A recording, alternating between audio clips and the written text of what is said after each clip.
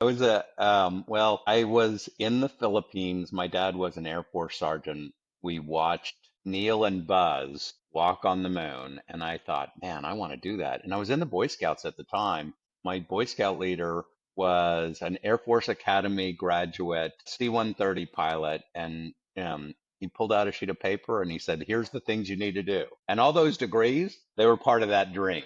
Wow. Wow, that's neat. That's incredible. Well, it may happen. A man on Mars may happen, fairly soon. So we may see Yeah. that actually come to reality. It will, but not when we're young enough to go. You're right, right, absolutely. So, I was thinking about, I'm intrigued by the fact that you quietly wrote your first few novels just for fun, intended only for friends and family. It Right. wasn't until your fourth novel, Forefathers and Founding Fathers, which ended up hitting number one on Amazon's historical fiction chart. So, what changed for you at that point, where, you're writing for friends and family, then all of a sudden you've got this hit on your hands. Well, Forefathers and Founding Fathers was a project I wanted to do with my daughter. And the reason why I wanted to do it with my daughter was when I was growing up, my dad said we had a forefather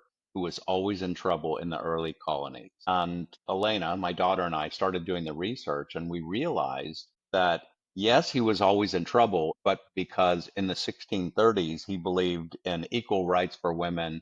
He thought we should treat the Native Americans with respect and learn their languages and their cultures. And so, he was beaten on the Wow. square. And, This is someone that is actually related to you. yeah, his name is Samuel Gorton, same last name. And I can Wow. trace the lineage. I know the name of every father, grandfather, all the way back to Samuel. Anyway, so I started doing the research and I realized that he was one of the co-founders of the Rhode Island colony. So how did it become a number one? I thought every single person with the last name Gorton probably wants to know this story. So I started reaching out on social media. A bunch of people bought it and it became number one.